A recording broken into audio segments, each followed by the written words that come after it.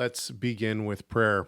Father, we're grateful to you for the ability to have technology where we can meet no matter where we are in the world, and we can all meet as one. Lord, I thank you for the people who have attended this class. Lord, I thank you for my proofreaders. I thank you for those who have given me criticism and pushed on me in some of my ideas, as I believe that this is a way to sharpen the way that not only I think, but the way that all of us think about this book of First Corinthians. Lord, we're grateful for your word, and we continue to bless you and thank you for the preservation of your word. And I pray that this class today will benefit the body in many different ways, and that people will gain insight into your word from it. We pray these things in Yeshua's name. Amen. Okay.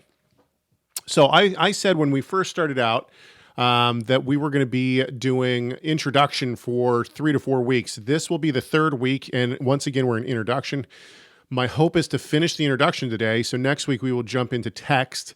I think we have one more. I think next week might be the last one before we actually take a break. I know we just got started, and we're just in introduction, but we have all the fall festivals coming up, and so Rosh Hashanah is this coming Tuesday, starts on Monday night, and then we have Yom Kippur the next week. So we'll take off the Yom Kippur week, we'll take off the Sukkot week, and then the Thursday right after Shemoneh Atzeret, I will still be out of town, and so I will not be around to have a class, and so we will take that week off as well. So we'll have 3 weeks where we're not going to have any class, then we'll jump back into it, and hopefully we'll be going strong from there in the text. But next week, it is my hope to be able to start looking at the text of First Corinthians. We do have a lot to cover today, but I do want to say this. Several things. Number one, if you're watching this on YouTube, or if you are wondering when this class is, you can always join this class and have access to the notes and have access to the recordings right when they come out. Granted, this last week I forgot to post the link, so people waited a whole week to be able to watch the second recording, and I apologize for that. But you can do that by going to TorahResource.com. You can find links to the library, to the Learning Center. And it is a free class, so if you are a library member, you still have to go sign up for it under the free classes. Now, once you do that, then it'll show up in your dashboard. The other thing is that this, of course, this class is provided totally free. But if you if you find benefit in this class and you want to help support the work that we're doing at Torah Resource, feel free to drop a donation. You can find the donation on the page, on the Torah Resource page. Okay, that's about it. The last thing I want to do is I do want to thank my proofreaders. My proofreaders have been keeping me very accountable and very busy. I have, right now I have, I believe 3 proofreaders, and there have been people who have sent me things as well in terms of mistakes that they've found in the written commentary. So I thank you for that. We are going to just jump right in. Last week we talked, let's see here, what were we doing last week? We ended with Paul's impact. We did an excursus, I don't know if you remember that, on the term arche-synagogos. We did Paul's impact in Corinth, and that was where we left off. And so now we're going to jump right into manuscript tradition, and this will be the top of your notes. The earliest manuscripts that we have of 1 Corinthians is P46, dated to the late 2nd to early 3rd century. 56 of the 86 leaves are housed at the Chester Beatty Library in Dublin. The other 30 leaves currently reside in the University of Michigan Papyrus Collection in Ann Arbor, Michigan. So if you live in Ann Arbor, Michigan, or close to it, and you have the ability to go check it out, I would recommend it. I would love to, at some point, make it over there. I think the last time I was in Michigan was in 2009, so I'm not over there very often.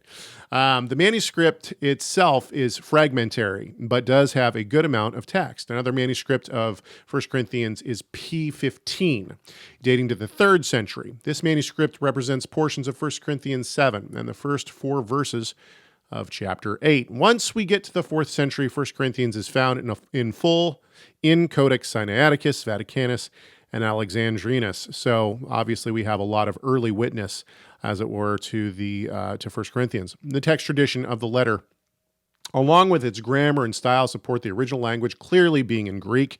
I put this in here because, not because I think I think the majority of people are going to say, yeah, of course it was written in Greek. There are outliers within the Hebrew roots movement. I don't know of any Christian scholars who contend that it wasn't written in Greek. I know that there are outliers within the Hebrew roots movement that want the entire apostolic scriptures to be written in Hebrew or Aramaic or something like that. I've even had some teachers tell me that they think portions of the apostolic scriptures, like Romans, was written in Latin. The truth is that the evidence just clearly does not support this. Anyone who has even a mild handle on Greek will be able to point to places where it's clear that the authors of the apostolic scriptures are actually writing in Greek. But I put this in here for those people nonetheless. Beyond this, it would make little sense for Paul to write to Corinthians in a language such as Hebrew or Aramaic. Thus, there is virtually no debate among scholars about the original language of the letter. And so this portion, the manuscript tradition, I didn't want to drag anything out, so that's why it's so short. Audience.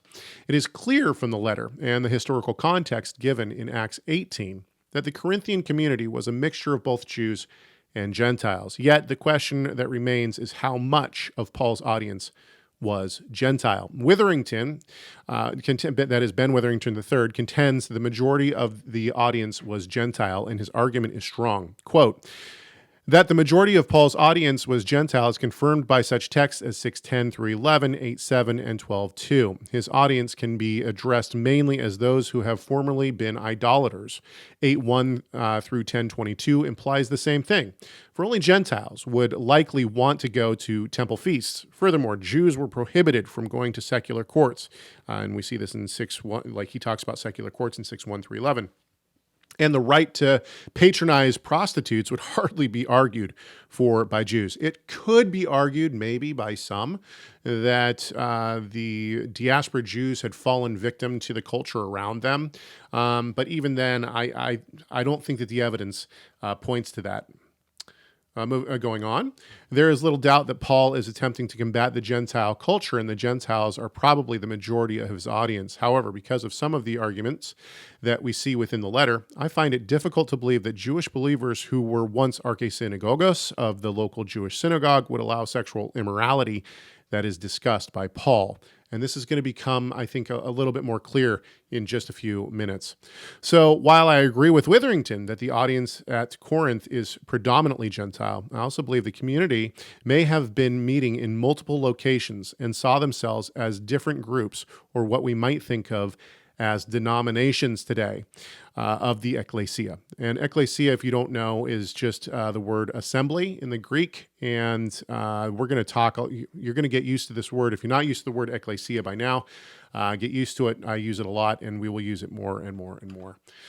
Of the ekklesia, something Paul will speak directly against. And this is actually interesting. The more I look at 1 Corinthians, the more I think to myself, man, I wonder what Paul would say about believers today, right? We have so many denominations and so many different beliefs, and everything just seems so split right now I think it's around the world, but at least within American Christianity, everything is so split. And I think that there's sometimes good reason for that. I talk often about a church that's right down the road from my house that has signs about gay liberation being part of salvation and whatnot. I think that Paul would clearly not see these as believers at least not in the Yeshua that he follows. At the same time, I think that the division that we have among believers might be something that Paul would certainly turn his nose up at. I don't think that he would be too happy with the idea of so many denominations. However, I think that, as he says, it shows the true colors, right? Later in the book, he's going to say that the factions actually show who's truly a believer or not. Okay, let's go on. So the Corinthian problem, this is actually going to be, the reason that the Corinthian problem is so important is because I think that there is a lot more to the Corinthian problem than people give weight to. With that said, I say somewhere around verse 9 in my commentary, I say that it doesn't really matter. We're going to read the book and we're going to read it as if Paul is speaking to everyone, right? So it's not going to matter if he's speaking to a specific group or not. You're going to see what I'm talking about here in just one second. Back here. Okay, the Corinthian problem. Paul has been in contact with someone in the Corinthian community since he left the city. He states that he has previously written to the community in 1 Corinthians 5:9. And he references a letter someone has written to him in 7:1. Beyond this, Paul has received reports from people who have been to Corinth and learned things the ekklesia, that is the assembly, has not disclosed in their written communication. I should say this about the term ekklesia. For those who don't know, if you're new to Torah Resource, if you're new to my teaching, if you're new to the teachers at Torah Resource, ekklesia is just the Greek word assembly, but it's also how the translators of almost every translation of the English Bible has translated the word church. Now, ekklesia doesn't necessarily mean church. In fact, church is a much later word. Ekklesia is also used in the Torah, in the Tanakh, to refer to the children of Israel, the assembly of Israel. And so once of course, our English translators never translated church in what they would call the Old Testament, in the Tanakh. They only use it as church after, once we get to the apostolic scriptures, to the New Testament. I think that this is a little bit dishonest, and honestly, I think that it tries to push a theological position that the church is different than Israel. I don't believe in that theological push, and I don't believe in that theology, and therefore I don't use the word church. At least I try not to. I use the word ekklesia. The word church, I actually don't have a problem necessarily with the word church, but I think that there are some theological elements that go along with it that we should probably try to stay away from. I don't have a problem with the name Jesus. I don't have a problem with the word Christ or anything like that. In fact, oftentimes I interchange them. However, when we are talking about these books, I'm going to try to use the word ekklesia instead of church. Except, of course, when we're quoting someone or something like that. Anyway, so I wanted to give that background. Okay, continuing on. Thus, Paul is dealing with issues that the believers, or at least a representative from the group, have written about, along with reports from those who had been in the city. We know that one of these reports is from Chloe's people, and we see this in 1:11. And another is most likely from Stephanus, Fortunatus, and Achaia, who delivered the Corinthians' letter to Paul while he was in Ephesus. And we see this in 16:17. It seems natural that Paul would have asked for reports about the community from these men that he had since they had just been there. Yes. Within the letter, Paul will deal with a multitude of halakhic judgments. When I say halakhic, halakha is the way that we live out the commandments, how we live out our faith. So when we talk about halakha, it's the order of how we do stuff, how we live these things out. So the multitude of halakhic judgments. But some have suggested a more foundational issue is at play here, namely the authority of Paul in the Corinthian ekklesia. This is not the only suggestion made about the intent of the letter. So let me pause real quick. What I want to do is I just want to, for anyone who's confused right now, there's two different. I'm just going to lay these cards out here, and then we'll hash it out as we go. There's two main ideas. Now, there's multitudes of ideas when it comes to the Corinthian problem, but the two main ones are that Paul was fighting against factions within the Corinthian community, that there were multiple different groups, and he's trying to unify these multiple groups under one, into one community. That's one. Okay. And then there is another idea that, no, that's not actually what Paul is doing. What has happened is Paul has lost control of the community. And you have all these other voices that are coming in, and they are trying to say that Paul doesn't have authority in the community. And so the whole letter is really about Paul trying to regain his authority within the community. And then there's a little bit of, what I think is the truth, which is kind of both of those things mixed together. But these are the two main views. In fact, two main views have been put forward that need to be looked at in more depth. The first view contends that Paul is being challenged by various factions within the community. These factions challenge the authority of Paul as a spiritual and community leader who helps govern the community's halakha. Within this view, Paul is fighting to regain control and assert his authority as a leader to the Corinthian community. And when we think about this, when we're talking about this,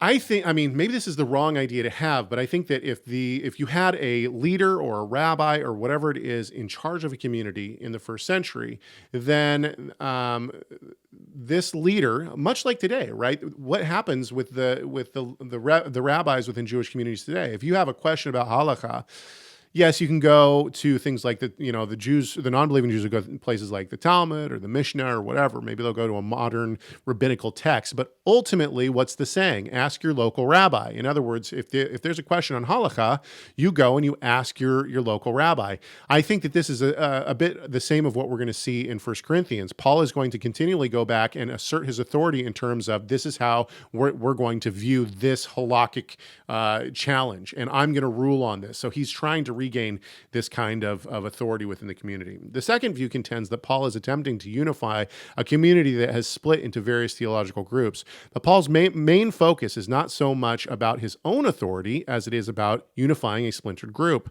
It is believed Paul deals with sexual purity and idolatry because within the Jewish or Hebraic view in the first century Judaisms, these are the two major issues that set the worship of Israel's God above the pagan deities of the surrounding culture. And I tend to agree with that. So once again, my view is a little bit of both. Our first task when approaching these two different interpretations is to understand the idea of factions within Corinth.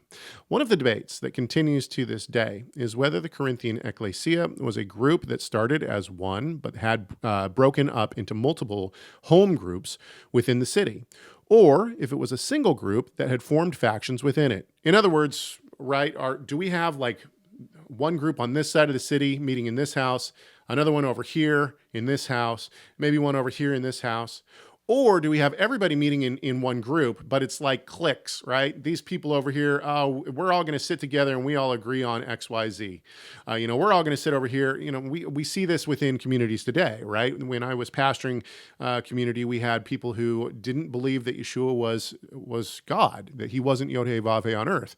And these people sat at the same table during lunch, and they, and that's fine, but there was kind of these factions of people who disagreed with each other. Now, obviously, as a pastor, I was trying to unify, but you have views that are sometimes ununifiable, right? So this is the issue that we're working with, or that some people are working with within 1 Corinthians. The first view is one that Fee labels the traditional viewpoint, and is represented by scholars such as Murphy O'Connor. This understanding sees Paul's comment in 1:12 as a specific reference to these various factions. Quote, "What I mean is that each one of you says, I follow Paul, or I follow Apollos, or I follow Cephas, or I follow Christ." According to this perspective, each name represents a different faction that has moved into its own community.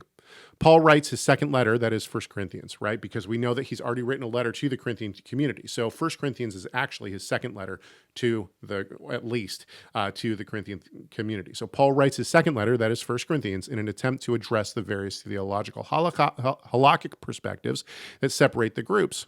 Scholars who see the letter in this light attempt to find the theologies of each group and how Paul responds to them. The second view, represented by Fee, suggests that the congregation at Corinth had not separated, but was still one body that had come to various opinions that opposed Paul in some way. Yet, it is not simply halakhic disagreements with Paul that are the issue.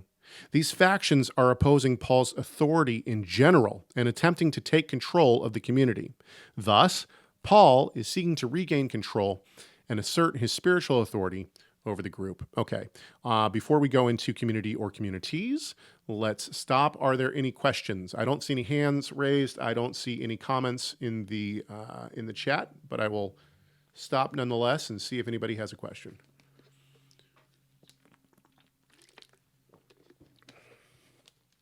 All right, no questions? We will keep going. Okay, community or communities. The nature of the community within Corinth has been the subject of much discussion. Most debates begin with the Greek itself, as those who contend there was only one group at Corinth point to Paul's grammar. Fee writes, quote, "The letter in its entirety is addressed to the whole church with no suggestion that he is speaking now to one group and then to another. Nearly everything is in the second person plural, except a few instances where he shifts to the second singular, perhaps with some specific persons in view. If Paul were settling differences among them, one would expect at least some word to that effect, but there is none, end quote. Fee's statement is strong at first glance, but even Fee goes on to suggest that the argument Paul lays out in chapters 1 through 4 could be the result of teachings of Apollos, which in and of itself suggests there is the possibility that Paul has a certain group or faction in mind here. But beyond this, there are other pieces of evidence that point to multiple house communities within the city. In their article titled "The House Churches in Corinth," M. Bruce Button and Fika J. van Rensburg, I don't know if I'm saying that, and I apologize if I have butchered names here, give a balanced look at the evidence and argue that the Corinthian ekklesia was made up of house groups that would come together as a large group at certain times. I find this to be, once again, just laying my cards on the table, I find this to be the strongest suggestion, and I believe this. Button and Van Rensburg show that Paul uses the term ekklesia to refer to all baptized believers as a single group within the city. This could be the reason Paul is able to write to a single group instead of addressing various factions throughout his letter.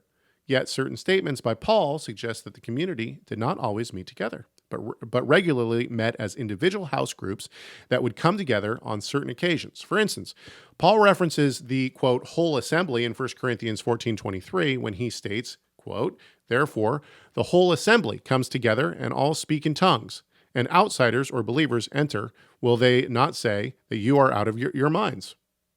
Thus, it is argued that if the whole assembly could come together, there were times when the whole assembly was not together. Makes sense. At least it makes sense to me. Paul makes specific reference to factions, a races, in 11:19 when he states, quote, "For in the first place, when you come together as an assembly, I hear that there are divisions among you, and I believe it." Divisions being faction.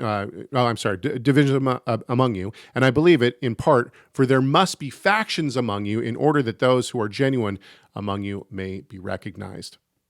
This verse could support both views, right? The traditional view that the ekklesia was broken into multiple house groups, or it could be that the congregation was meeting as one group, but smaller factions had formed within the whole. Another verse that is often used to argue for the existence of individual house churches at Corinth is 1 Corinthians 16:15-16. It says, quote, "Now I urge you, brothers, you know that the household of Stephanas were the first converts in Achaia,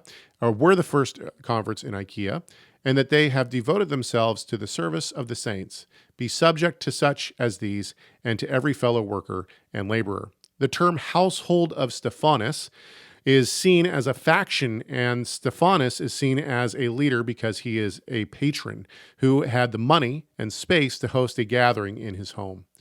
Button Van Resen, I probably spelled that wrong. I think it's Rensburg, but maybe I don't know. Reject this view and see the final statement in 16, "to every fellow worker and laborer," as relating to Stephanas. Thus, this man is to be supported not because he is a patron or leader of a community, but because he is a fellow worker of the gospel. And I agree with that. I don't see Stephanas being the leader of some specific faction here. I think that their comment here at the end that he's just the lead, he's a fellow worker because he's presenting the gospel is, in my opinion, that's what the verse clearly is trying to convey. Beyond the internal evidence, there is a logistical element to this debate that cannot be overlooked: the idea of space itself. It is certainly not outside the realm of possibility that there was a bigger space that could be rented for longer events, but it seems, or larger events rather, but it seems a bit more unrealistic to think that the community at Corinth had a dedicated meeting place that was big enough to house the entire group. I started thinking about this, and I was like, when I started to think about factions and all this kind of stuff, I thought, man, when I was doing work on like the Last Supper and like places in Jerusalem, there weren't meeting spots that were big enough for a huge group of people, right? So the space was confined. And as I thought about that, I thought, I wonder how big of a group they could have had at Corinth. Were there residents that could house that large of a group? And as I started to dig, I actually found people who apparently have thought the exact same thing, because there's a lot of scholarship that has gone into this. What is more, within the Greco-Roman society, home banquets were used as a form of worship, but also to show and gain social status within the community. We know group meals had become a problem within the community, as Paul speaks directly to this issue within the letter. Thus, it seems quite probable that factions would have formed out of the social gatherings that were seen as the fabric of the Greco-Roman life. And we know that Yeshua, for instance, makes specific reference to this. When you go to a wedding, don't try to sit in the best seat, right? So he's already talking about this kind of split that might happen among believers if we think that we can sit in a great seat. In order to accommodate a home group, appropriate space would be required. Murphy O'Connor lists all the people with which Paul and Luke associated in the Corinth assembly. This comes to a number of 30 people, not including children and slaves, which he contends would bring the number to a minimum of 50 people. Now, I don't know how big your house is, but my house, which is not a huge house, but we have been able to pack, I think, 27 people. Now, granted, 27 people with furniture, right? So with tables. Now, we had to move all of our furniture out of the living and dining room. So our living room and dining room are connected. It's in an L shape. We had to take all of our furniture out and put extra tables up, and then we were able to fit 27 people in. So if you can think of, how big a house was back in the ancient world, you would have to be pretty wealthy to be able to fit 50 people into your house. It would have to be a good size, even if you took all of the furniture out. He surveys 6 homes that have been excavated dating from the 1st and 2nd centuries that represent the wealthy upper class of the 1st century. Granted, clearly these are not all in Corinth. He's finding homes around the ancient Near East from the 1st century, and he's surveying these homes to see how big they are. The public areas within the homes were the entrance, the triclinium, or the dining room, which would have had couches for guests to recline on 3 walls, with an open area in the middle for the food to be served, and the atrium, or courtyard, which also had a square opening in the roof called a compluvium, and a pool in the courtyard to catch rain water called a impluvium. Okay, let's stop. Within the triclinium, most of the time, I don't know if there's any time when this is not the case, but from the excavation that I've studied in terms of triclinium, because I've done work on triclinium, the benches are actually built into the walls. So you wouldn't be able to move those benches out. The eating area is in the middle. So, and you still see this in ancient culture today, or not in ancient culture, in Middle Eastern culture rather today, right? People sit kind of in a half moon, and then all of the food is put into the middle. And then you kind of scoop out into your bowl, if you have one, or into your bread or your flatbread or whatever, and you eat that way. And this is pretty much how they did it in the ancient times as well. So Murphy O'Connor states, quote, "If we average out the floor areas for the 6 houses that he surveyed, the size of the atrium is 74 square meters, or 797 square feet.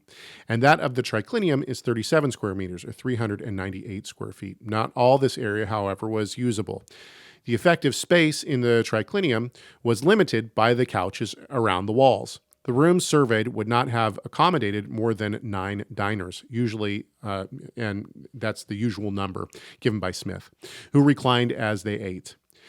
The impluvium in the center of the atrium would not only have diminished the space by 1/9, but would also have restricted movement, since circulation was possible only around the outside of the area. Thus, the maximum number that the atrium could hold was 50.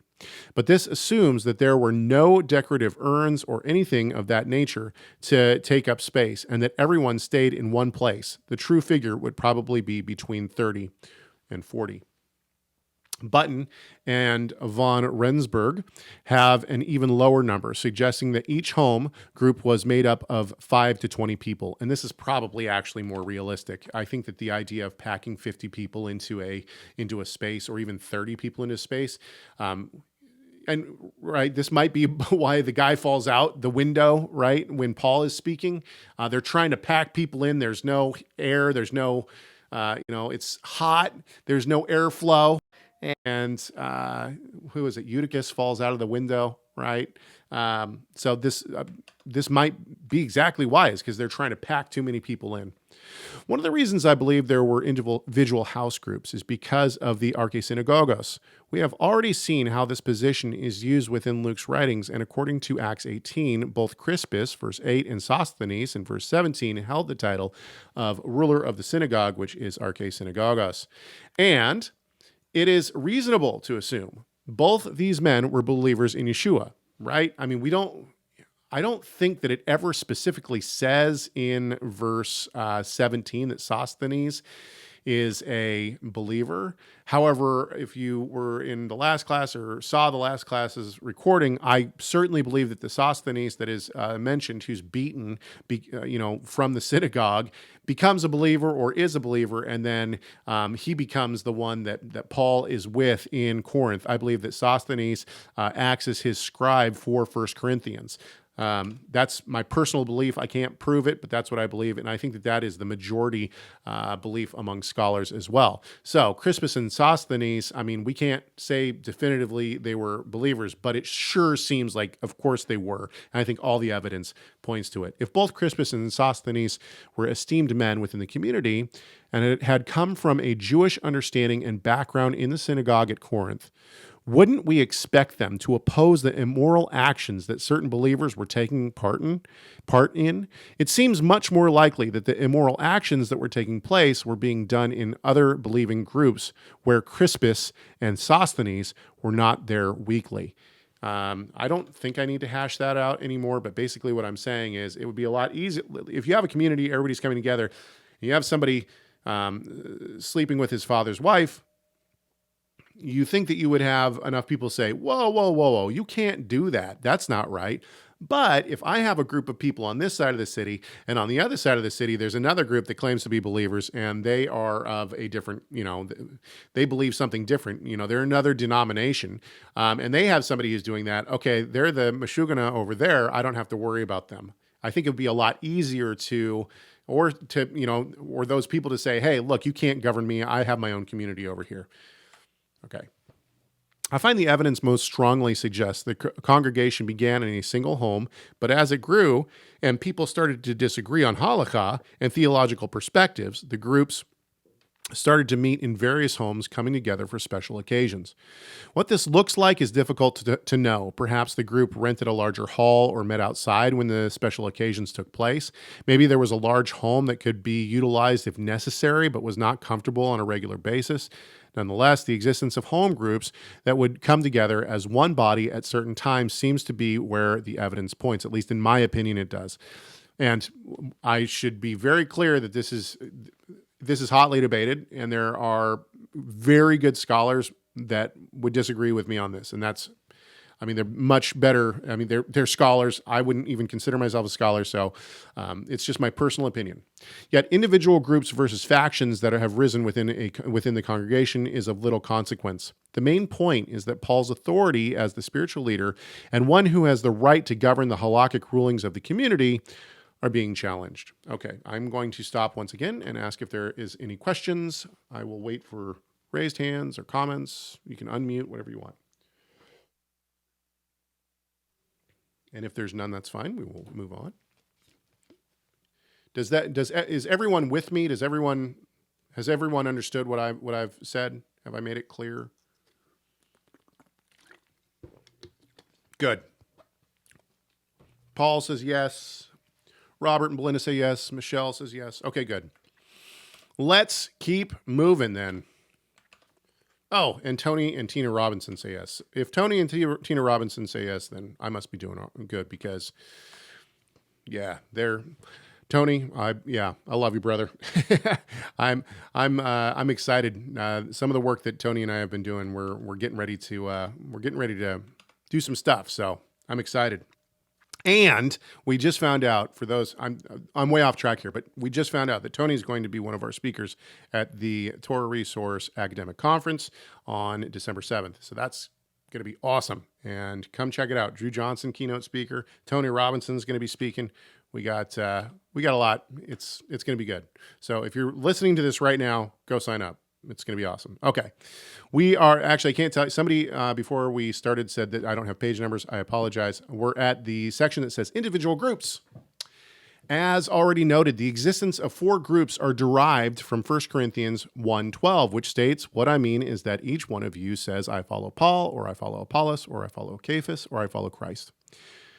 There are 2 main questions that come from this verse. Number 1, does each name represent its own faction within the community? And 2, if these are factions, does Paul continue to address them, or does he simply move to a general address? In other words, can we look at 1 Corinthians and say, okay, in this section, he's talking to the Apollos faction. In this section, he's talking to the Cephas faction. And in this section, he's talking to the Christ faction. I think that there might actually be some of that going on. I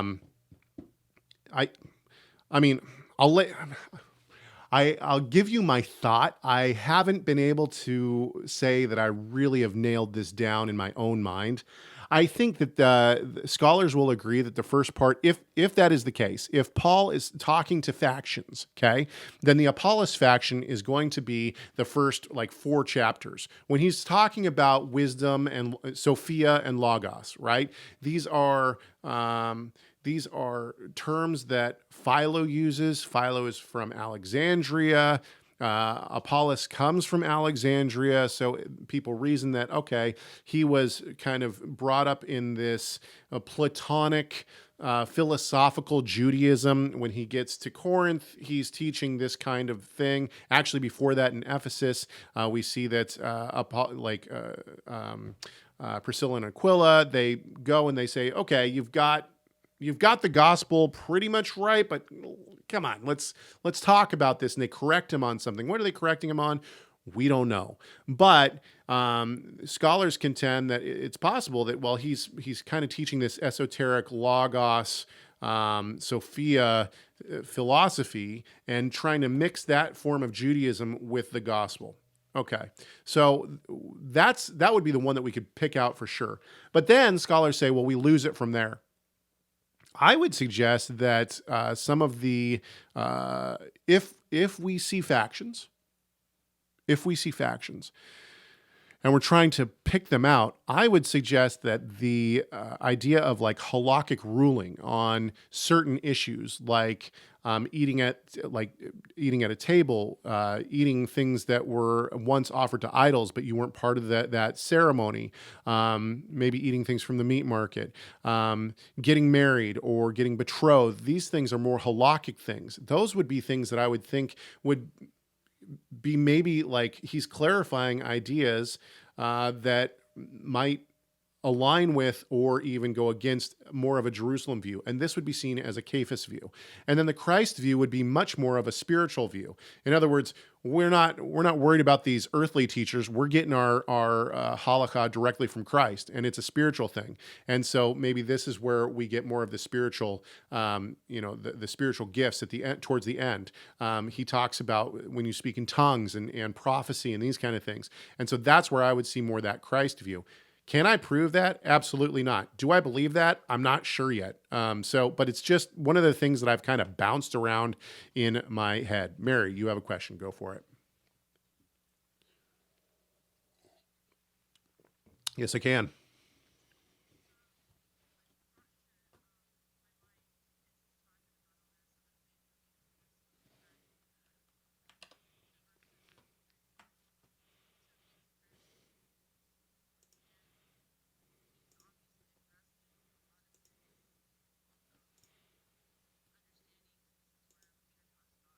understood, right? Because I think a lot of the times he's going in the mindset of a Pharisee, but he also has the Greek understanding of, what's going on. But could it possibly be that since his influence of being a Pharisee, and he was likened to this faction because of his sitting under Gamaliel, so could he be referencing a likened relationship to his own studies, because this is how he lived his whole life until the road to Damascus? And so is it possible that this is what he's referring to? I mean,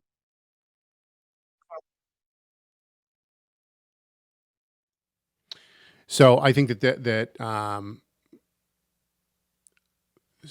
okay, let's pull back for just a second. When we're talking about 1 Corinthians 1:12, I don't think that the people who are claiming the teachers are actually teaching or believing what the teachers, like the teachers wouldn't claim what they're saying.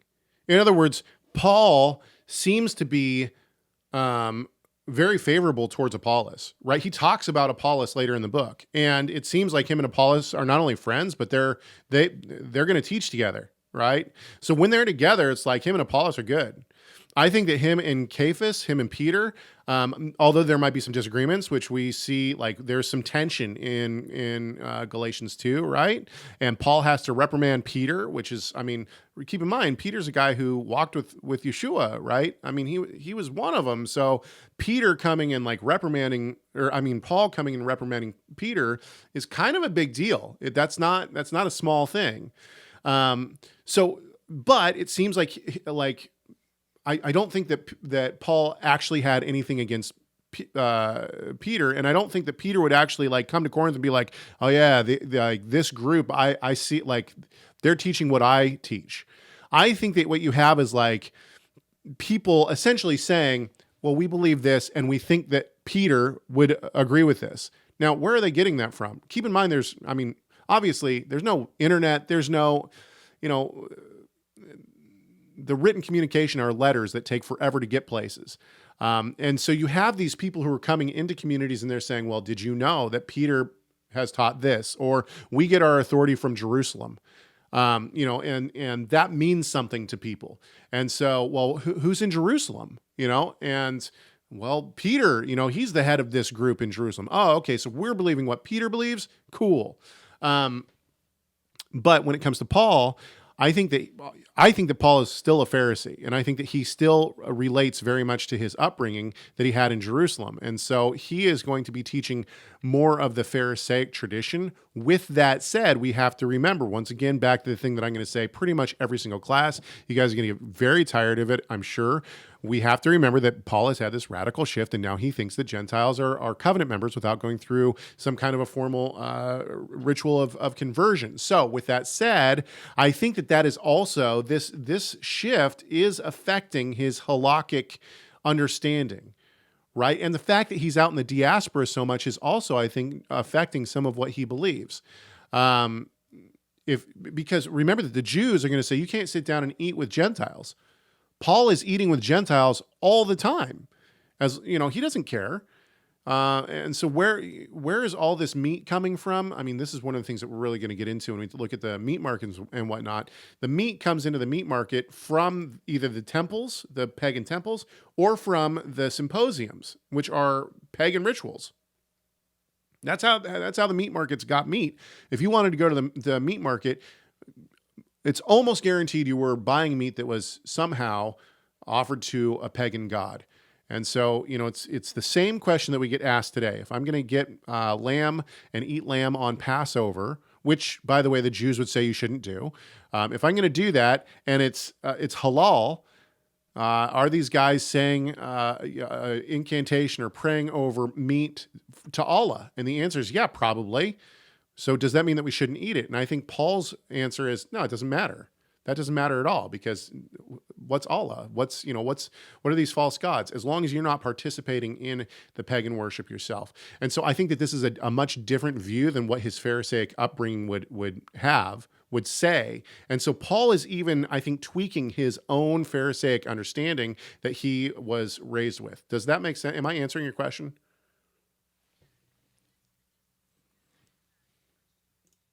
did Corinth actually have a synagogue? And we're saying that they did, right? They had a synagogue there, and they had the Gentiles being brought in to the covenant, and he's talking to them about this, right? But so, and that's why I just thought of that, because I was thinking about, like, he's also battling the the the Pharisaic additional, well, you have to, become a proselyte in order to, do this. And so he's still, that's why I was thinking, like, because he studied, he was a Pharisee, he understands all this. And so that's what he's talking to them about, like, when I sat under my Rebbe, right, Gamaliel, I did this, and this, because I needed to be like him. I mean, they still do it today, right? And they have to be like their rabbis. And so, and I don't know, I just, my mind went there, and I just wondered if that was maybe something he was trying to, like, dis dis disavow, just like, one Messiah. I think that there are two arguments that Paul is taking to the synagogue in Corinth and everywhere for that matter.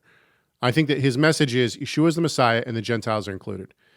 And I think everyone just assumes that the Jews are saying, "Whoa, Yeshua is not the Messiah. Get out of here." I think that the bigger offense to them, like when it first happens, is actually the idea that the Gentiles are included. Now this shifts, of course.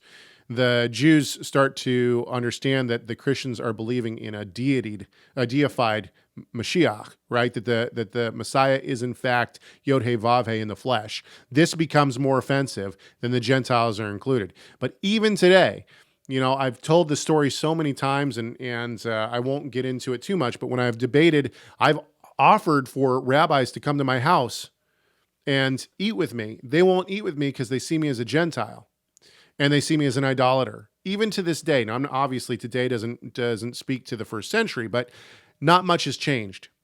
Okay, let's keep going because we're going to try to get. We have 15 minutes left to try to keep going before I have to. We'll open it up for questions, and then whatever we don't get to this week, we'll have to do next week. Individual groups. As already noted, the existence of 4 groups are derived from 1 Corinthians. We read the verse already. Let's keep going. There are 2 main questions.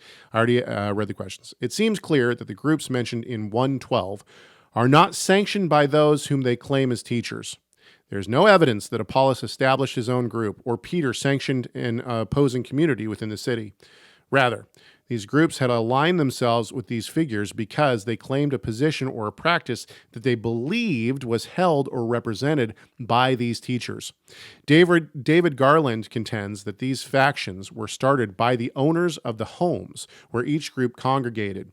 Garland doesn't see Paul combating any specific group, something I push against below, nor does the name claimed by each group represent that person's actual views. I think that this is very important.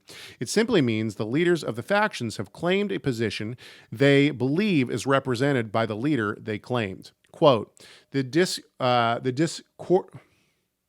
discordant factions within the community did not revolve around fine points of theological interpretation, but developed between rival leading figures who may have been the hosts of different house churches. Paul does not address specifically the theology of the factions, but condemns the fact that Corinthians were aligning themselves along party lines and around specific people. Fee contends that, quote, the language and style of 1 Corinthians are especially rhetorical and combative. Paul is taking them on at every turn. There is little to suggest that he is either informing or merely correcting. Instead, he is attacking and challenging with all the weapons in his literary arsenal. If he is correct, then Paul is attacking various groups that are opposing his authority within each faction. Yet attempting to piece this together is more difficult than one may first assume. And we will move to Apollos. Let's just see here. I don't know if we're going to get to all this. It's okay. We will have more next week, which will be fine. So I'm in the section now that says Apollos. If we contend for a moment there were 4 factions found in Corinth, the faction of Apollos would be the easiest to locate. Acts 18:24 through 28 relates that Apollos came from Alexandria and was well trained in the scriptures. He is met by Priscilla and Aquila in Ephesus, while Paul moved on to Antioch. Although Apollos is well learned in the scriptures, he is only aware of the baptism of John. What does that mean? Probably like this idea of repentance, and that we're going to go out and we're going to bring in this new wave of Israelites that are truly repentant and will truly live out the covenant. Of course, Yeshua goes, and he is the representative of this new movement, this new group of repentant Israel. And this is, I think, also one of the reasons. By the way, N.T. Wright talks about this a lot. I don't necessarily agree with N.T. Wright on everything he says on this, but he really hashes out this idea. And I think this is one of the reasons that he says to the scribes and the Pharisees, like, you vipers, who told you to come out here? Like, you're not going to be a part of this. We cannot know this man's theological position. When I say this man, I'm talking again of Apollos. We cannot know this man's theological position for certain, but it has been suggested that since he was from Alexandria, he may have been trained in the same philosophical line of Judaism as Philo. Fee contends the teaching Apollos brought to Corinth was one which was more esoteric and related more to the idea of wisdom, that is Sophia. So in Greek, the word wisdom is Sophia, and the word logos, or word, right? So word. And we get some of this in John, in the Gospel of John, right? In the beginning was the word, the logos, and the logos was with God, and the logos was God, and then the logos comes and is Yeshua, right? He comes in the flesh. These 2 words and concepts are addressed in chapters 1 through 4, which Fee believes could be a response to the Apollos faction. Quote, in chapters 1 through 4, perhaps as a result of the ministry of Apollos, it seems certain that the Corinthians have begun to think of their new faith in terms of Sophia, wisdom, as though, in comparison with each other's, it were the ultimate expression of divine Sophia. Under these new criteria, neither Paul nor his gospel fared well. As the content of wisdom, they considered his gospel and preaching to be something like milk for babies, whereas they had moved on to the headier stuff designed for the mature. See 2:6 and 3:1. This seems logical and fits well with Paul's remarks in chapters 1 through 4, but the other factions are more difficult to identify. If Paul is actually talking to factions within the Corinthian community, why doesn't he specifically address them? Paul seems to argue against the notion that he is at odds with Apollos towards the end of his discussion in chapter 3, and I'm glad that I hashed this out. Keep in mind, I wrote this specific portion of my commentary probably about a month ago, so I'm a little hazy on exactly what I included and what I didn't. Quote, and this is from 1 Corinthians 3, 4 through 6. For when one says, quote, I follow Paul, and another, I follow Apollos, are you not being merely human? What then is Apollos? What is Paul? Servants through whom you believed as the Lord assigned to each. I planted, Apollos watered, but God gave the growth. And 1 Corinthians 3, 21 through 23 says, so let no one boast in men, for all things are yours, whether Paul or Apollos or Cephas, or the world or life or death, or the present or the future. All are yours, and you are Christ's, and Christ is God's. And in chapter 4, he seems to put the perceived disagreement between the Paul faction and the Apollos faction to rest. 4:6 says, quote, I have applied all these things to myself and Apollos for your benefit, brothers, that you may learn by us not to go beyond what is written, that none of you may be that none of you may be puffed up in favor of one against another. So, Cephas/Peter. And we'll go in this section for a little bit. Searching for the Cephas faction is a bit more elusive than that of Apollos. John Coolidge Hurd noted that some scholars have located the Peter faction in 2 Corinthians, contending the problem only got worse after 1 Corinthians was delivered. Quote, some scholars have singled out Peter as the chief source of Paul's difficulties within the Corinthians. Much of the evidence used by these scholars is found in 2 Corinthians, where Paul is clearly combating Jewish Christians at Corinth. Quote, are they, quote within a quote, are they Hebrews? So am I. Are they Israelites? So am I. Are they descendants of Abraham? So am I, 2 Corinthians 11:22. These scholars begin by showing that the difficulties reflected in 2 Corinthians are not different from those in 1 Corinthians, end quote. Such a view contends that Peter and Paul were at odds over matters of circumcision and Torah observance, which I fully reject. I fully reject that. I don't think that Peter was at odds with Paul on these issues. This could be the case if the group was using Peter's name but did not actually represent the views of Peter. I find it difficult to believe Peter would have still opposed Paul on Gentile covenant inclusion after the vision of Acts 10 and the incident in Galatians 2. Yet a group at Corinth may have claimed Peter's name while still misrepresenting his views. And I think that that's very possible. However, if we contend for a moment that there was a Cephas faction in Corinth, I find it much more likely that these issues were more of a halakhic nature. It seems more likely to me that a faction claiming Peter's name would want to take a specific line of halakhic thought that opposed what they perceived as a lack of view of Torah observance. Paul combats ideas of sexual relationship with a wife, how a community should act towards betrothed couples, and table fellowship, specifically food offered to idols. These could have been halakhic issues the community was split over due to some taking a more stringent view, which they associated with the Jerusalem and therefore Peter faction. And I should probably put faction after Peter. If this suggestion is correct, I would contend that Paul's defense against the Cephas faction takes place in 1 Corinthians 7 through 11. Questions on that? We still doing good? All right. We're going to wrap this up real quick. We're going to go with the Christ faction, and then we'll probably stop for more questions. And yeah, okay. The Christ faction. Of the four factions, the Christ faction is the most contested. And of course, Christ just means Messiah. But the reason that I leave this as Christ here is because it's the Christos faction, right? It's the Greek word for Christ, Christos. And so it separates it as something maybe a little bit different. The only reference we have of such a group is in 1:12, whereas Paul and Apollos are referenced again in 3:4, 5:22, and then 4:6. And Cephas is mentioned again in 3:22. This has brought some to the conclusion that there was no Christ faction at all, but is a reference Paul makes with the intention of saying that everyone should say, quote, I follow Christ.